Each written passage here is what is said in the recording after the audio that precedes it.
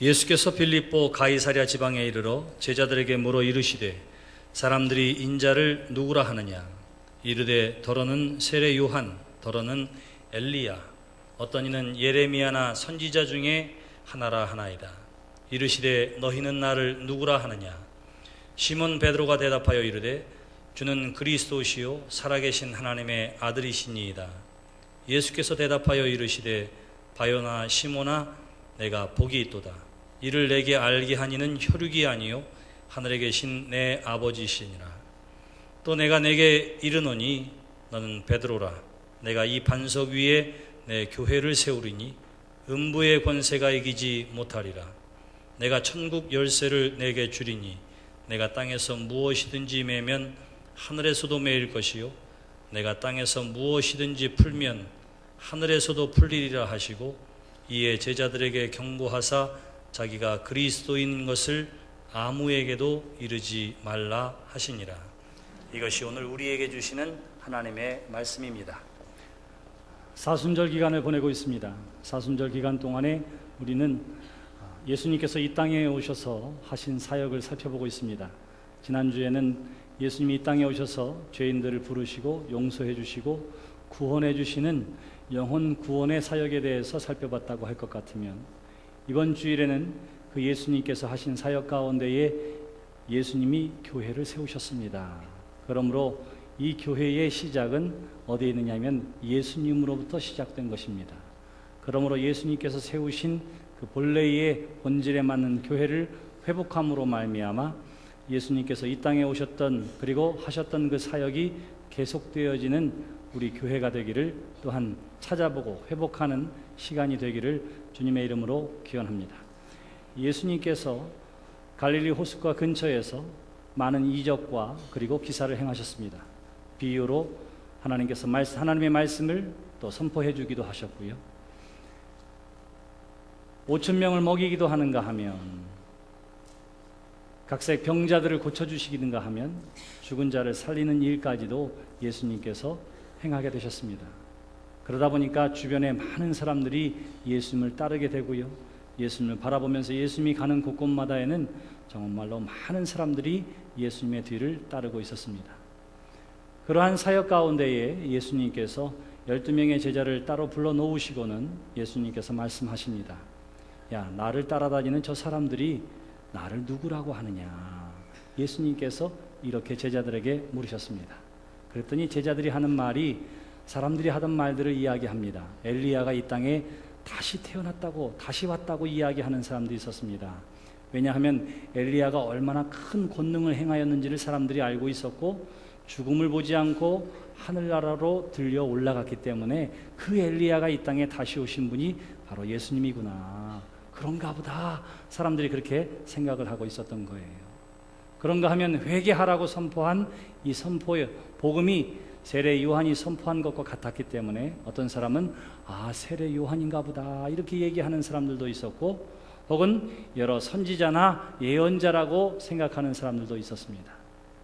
사람들이 얘기하는 것들에 대해서 제자들이 이야기하는 거예요. 사람들이 그러는데요, 엘리야라고 하기도 하고 세례 요한이라고 하기도 하고 선지자라고도 이야기하는데요, 이렇게 이야기할 때 예수님께서 다시금 제자들에게 물어요. 뭐라고 묻느냐 하면, 그래, 그렇다면 너희들은 나를 누구라고 생각하느냐, 그렇게 묻습니다. 나를 따르던 사람들, 저 무리들은 세례 요한이라고 혹은 예레미야라고 혹은 선지자라고 이야기한다면, 그래, 너희들은 나를 누구라고 하느냐, 이렇게 묻고 있는 거예요. 우리가 남의 이야기는 잘해요. 사람들이 그러는데요, 이렇대요 저렇대요. 아무개가 그러는데요, 이렇대요 저렇대요.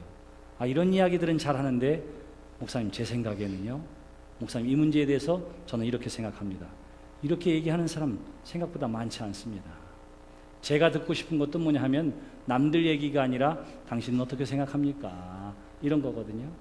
예수님도 관심은 어디에 있었느냐 하면, 특별히 12명의 제자로 불러놓은 이 제자들이 과연 나를 뭐라고 생각하는지, 누구로 생각하는지가 예수님께서 궁금하셨습니다. 그랬더니 제자들 가운데 베드로가 이야기합니다. 예수님, 주는 그리스도시요 살아계신 하나님의 아들이십니다. 이렇게 고백해요.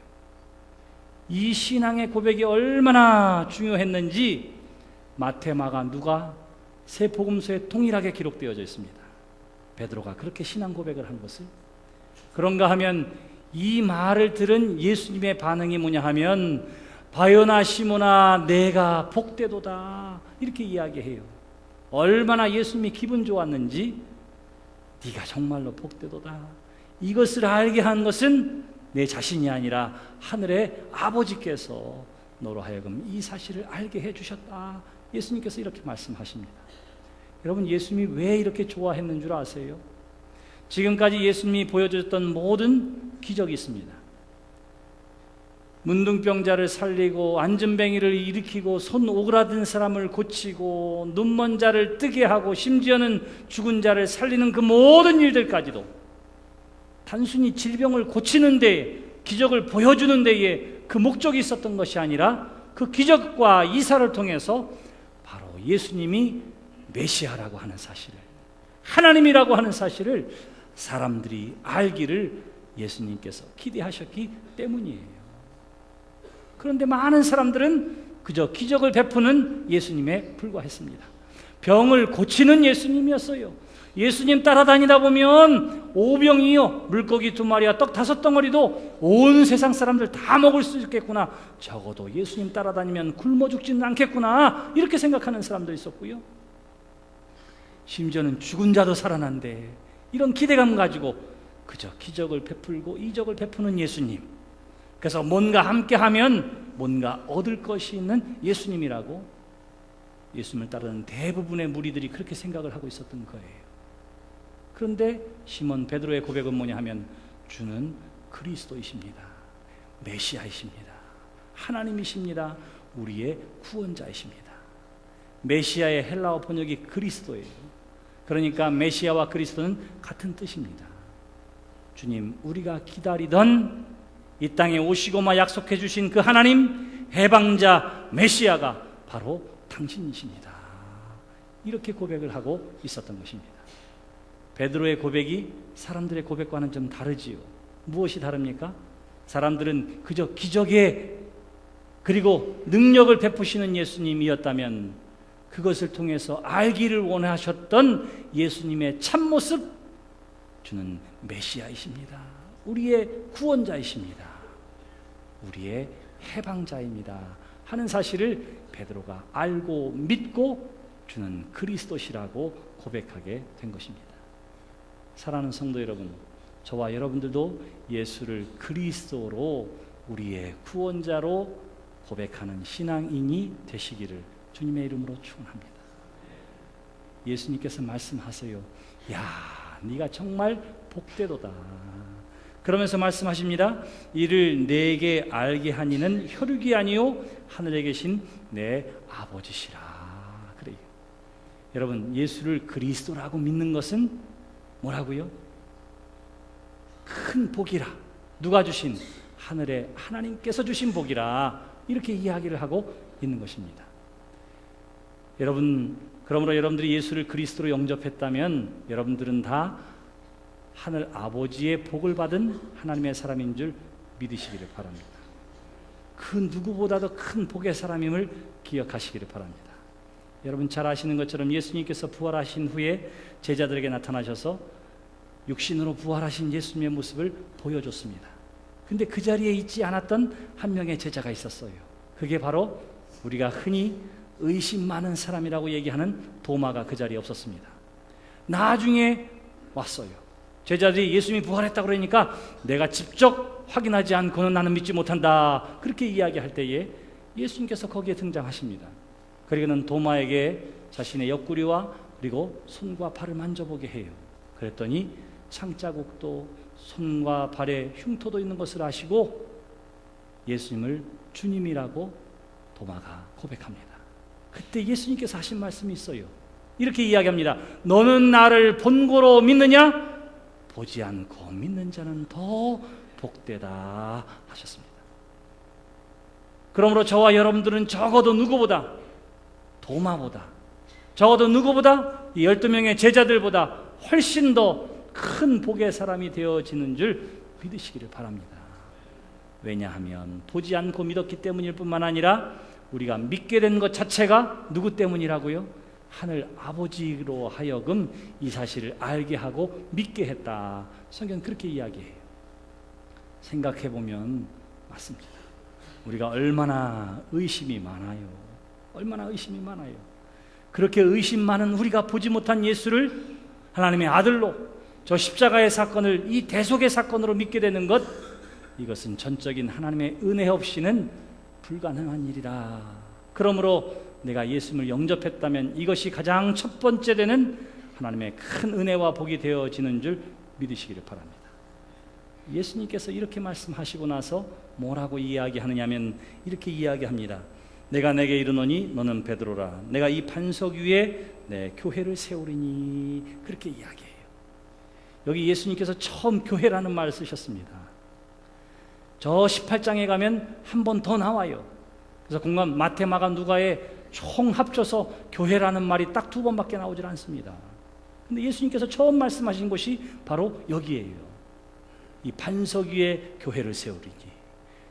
다시 말하면 이 베드로의 신앙 고백 위에 예수님께서 교회를 세우시겠다, 그렇게 말씀하셨습니다.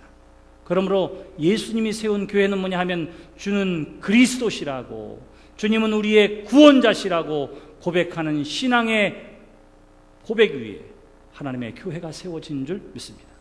그래서 그것을 고백하는 사람들의 모임이 바로 교회가 되는 거예요. 교회는 건물이 아닙니다.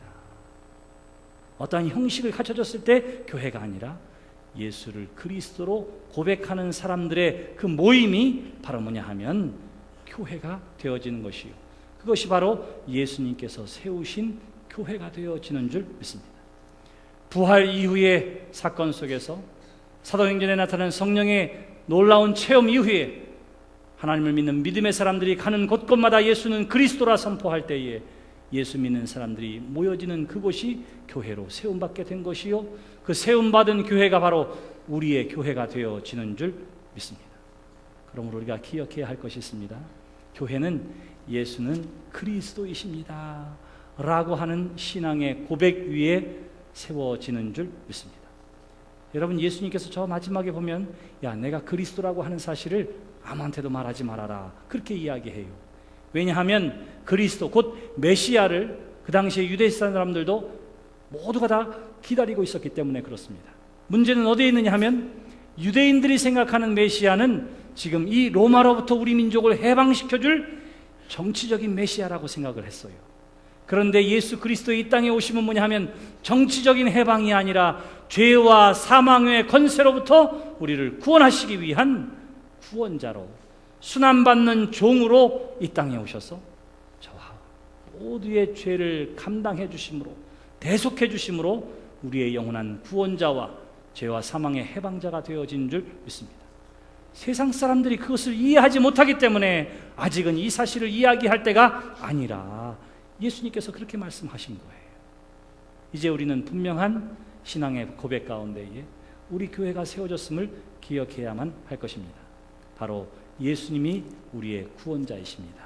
예수님이 우리의 그리스도이십니다 라고 고백하는 믿음 위에 하나님의 교회가 세워진 줄 믿습니다. 두 번째는 이 고백은 하나님이 우리에게 허락하시고 알게 하시고 또 은혜를 주셔야 우리가 이 신앙 고백을 할 수 있다. 성경은 그렇게 이야기합니다. 베드로가 알아서 그렇게 한 게 아니라 하나님이 베드로로 하여금 알게 했기 때문이라고 예수님께서 말씀하셨기 때문이지요. 그러므로 사랑하는 성도 여러분, 교회의 설립자가 예수 그리스도시요, 이 교회는 예수를 그리스도로 고백하는 사람들의 모임이 교회라고 하는 사실을 기억하시기를 바랍니다.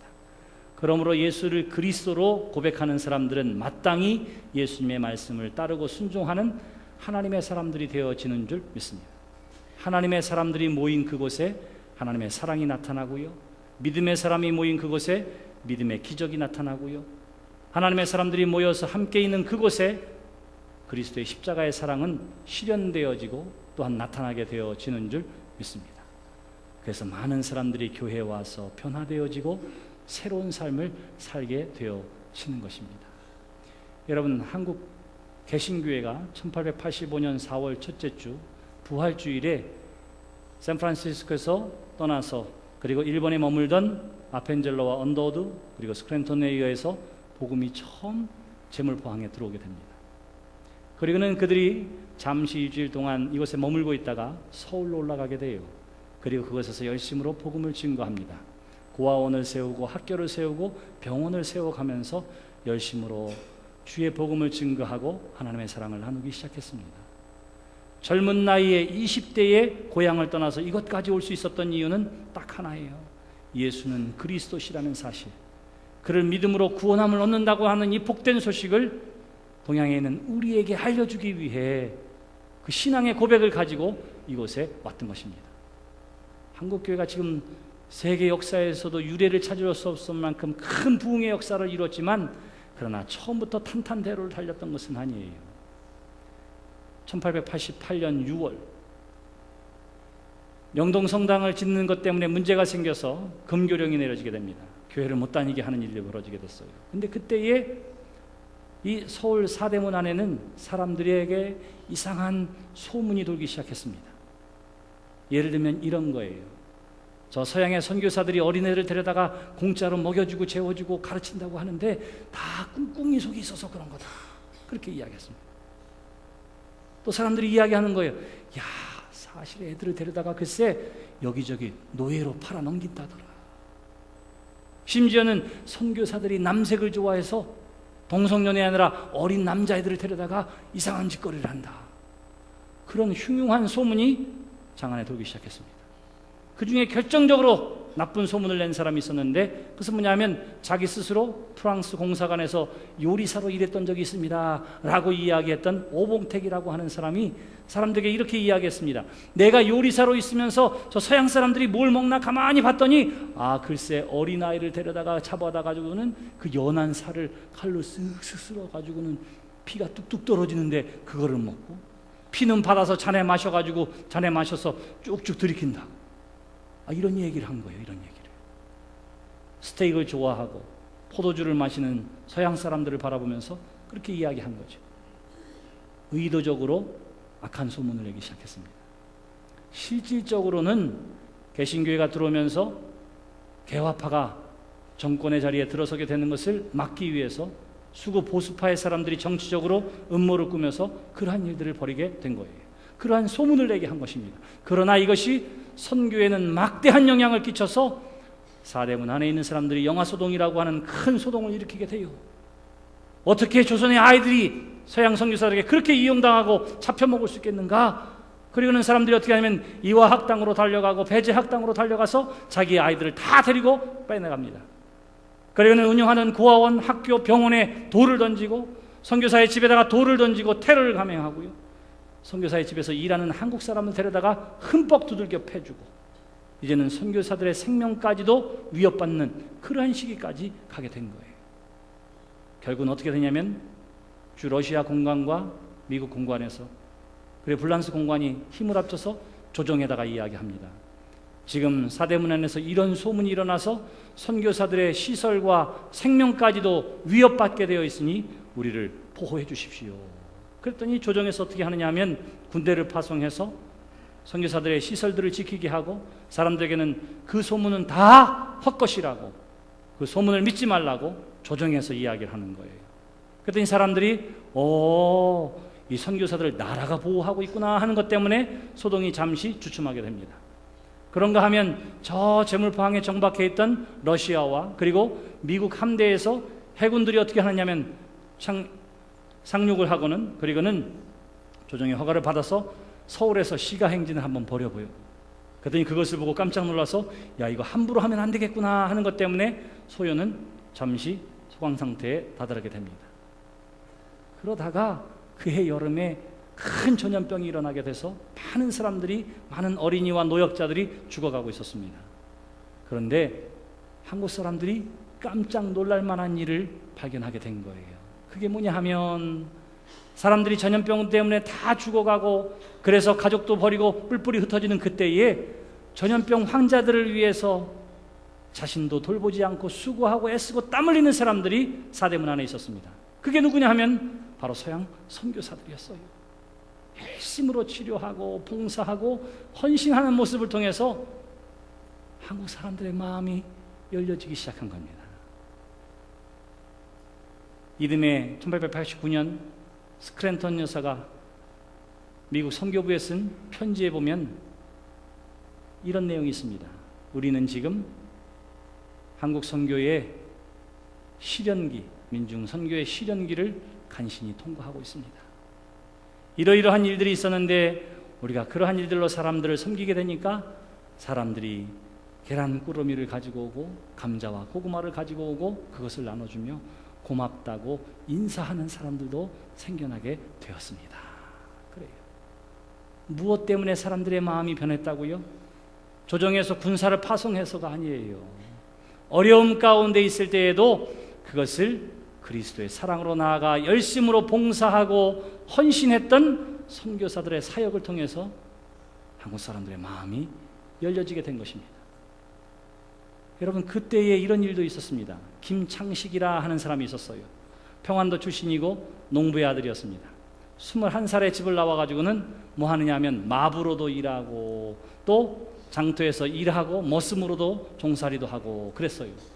그러던 그가 사대문안에 와서 장사를 하고 있었는데 그런 소문을 듣게 된 거예요. 그런 소문을. 얼마나 화가 나는지 친구한테 이야기해서 선교사의 집에 위장 취업을 하게 됩니다.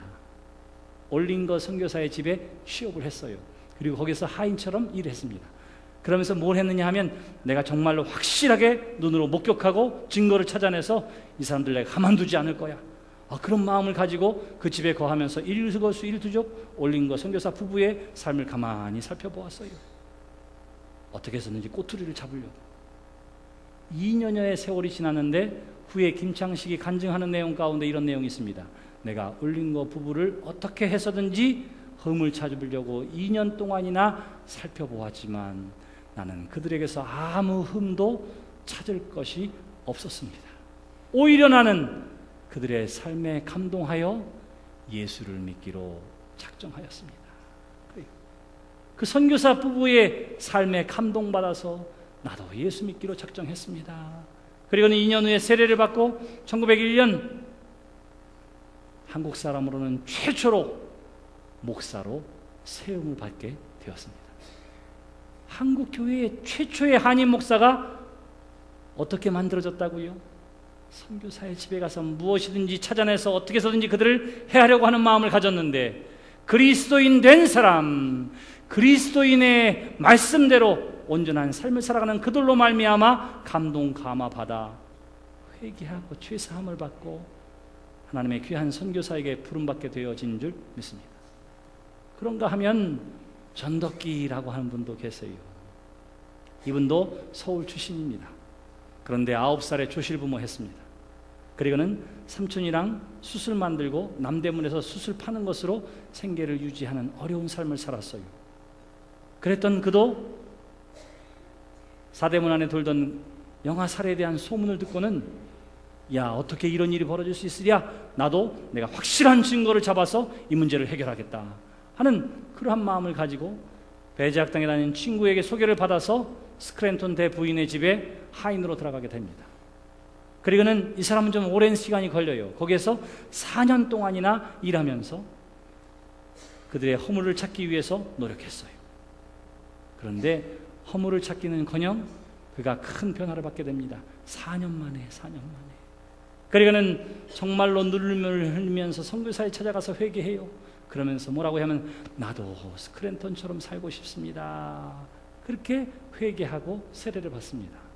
그런데 그가 그렇게 변화되어진 이유를 이렇게 이야기해요. 첫 번째는 뭐냐 하면 스크랜턴 대부인의 삶을 보니까 얼마나 친절한지 몰라요. 언제나 항상 웃음으로 대하고 항상 친절하게 대하는 것 때문에 감동을 받았다. 그래요. 두 번째 이유가 있었는데 그것은 뭐냐 하면 그 사람이 미국 사람인데 한국 사람인 내가 있을 때는 항상 한국말로 얘기하는 거예요. 한국말로. 오해가 생기지 않도록 혹은 소외감을 느끼지 아니하도록 언제나 한국말로 이야기합니다. 세 번째 중요한 것이 있어요. 언제나 스크랜턴 대부인이 자기한테 말을 하는데 자기는 하인의 신부임에도 불구하고 늘 존댓말을 쓰는 거예요. 전덕기 씨, 이것 좀 해주세요. 저것 좀 갖다 주세요. 아이고 고맙습니다. 감사합니다. 항상 경어를 쓰는 겁니다. 네 번째 또 하나 있었어요. 그것은 뭐냐면 보통 유교가 그 사회를 지배할 때에 주인과 머슴의 밥상은 구분되어서 차려지게 되어 있습니다. 그것에 익숙했어요. 근데 스크랜턴 대부인은 어떻게 하면 식사 때만 되면은 어떻게 하냐면 전덕기를 불러서 같은 식탁에 앉아서 밥을 먹게 해주는 거예요. 밥을 먹게. 평생 하인으로 천대를 받으면서 살았던 이 전덕기는 스크랜턴 대부인의 이러한 삶의 모습 가운데에 큰 감동을 받게 됩니다. 그래서 뭔가 흠을 잡아야지 하고 위장취업했던 그가 4년 만에 회개하고 눈물을 흘리고 세례를 받아요. 그리고는 1905년 목사가 되어서 1907년 지금 상동감리교회 최초의 한인 목사가 되어집니다. 그리고 어떻게 하느냐면 그도 스크랜턴으로부터 배운 삶의 모습을 가지고 성도들을 대하고 그리고 목회를 해요. 성도들에게 친절하게 이야기합니다. 성도들이 잘 알아들을 수 있도록 가장 쉬운 말을 써서 설교하려고 늘 노력했습니다. 그리고는 하나님이 자기에게 주신 또 하나의 사명, 그것은 뭐냐 하면 이 나라의 독립을 위한 것도 하나님의 뜻이라 생각하고는 민족의 독립을 위해서 힘쓰고 있습니다. 독립협회에 가입하게 되고요. 3.1운동의 민족대표 33명 중에 한 사람으로 자신의 이름을 올리게 되고요.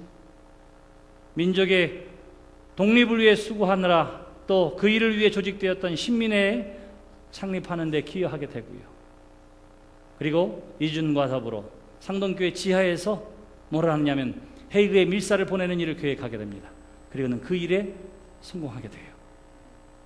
이렇게 계속되어지는 독립운동과 민중운동과 그리고 복음 선포를 하다가 결국에는 일본 순사에 잡혀서 모진 고문 가운데에 석방되어지게 되지만 고문의 후유증을 이기지 못하고 돌아가시게 됩니다.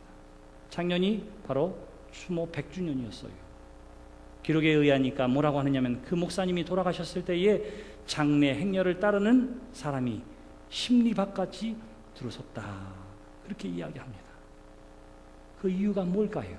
그 이유가 뭘까요? 예수를 그리스도로 고백하는 사람이 있었습니다. 그리고는 고백되어지는 예수님을 나의 구주로 영접하고 그 말씀대로 살아가는 사람들이 있었어요. 그것이 교회였습니다. 그리고는 교회에 나오고 그 하나님의 사람들을 만나는 사람들에게 감동과 감화를 끼쳐주게 되어지니까 악한 의도를 가지고 있었던 사람도 감동받아서 회개하고 그리스도를 믿게 되어지는 역사가 나타나게 되어진 줄 믿습니다. 오늘 우리가 회복해야 할 것이 바로 이것입니다. 사랑하는 성도 여러분, 우리 교회가 예수님이 세우신 그 본래의 본질이 회복되어지는 교회가 되기를 주님의 이름으로 축원합니다. 저와 여러분 모두가 다 예수를 그리스도로 영접하고 고백하는 하나님의 사람들인 줄 믿습니다. 그렇다면 한 걸음 더 나아가서 해야 할 일이지요. 그것은 뭐냐 하면 우리 모두가 다 하나님의 말씀에 아멘하고 순종하고 그 말씀대로 살아감을 통해서 세상을 감동시키고 감화시킬 수 있는 살아있는 주님의 교회가 되어지기를 주님의 이름으로 기원합니다. 누구를 통해서 그 일이 이루어질까요? 그 누구를 통해서? 따라해 봅시다. 바로 나입니다. 네, 맞아요. 바로 여러분들입니다.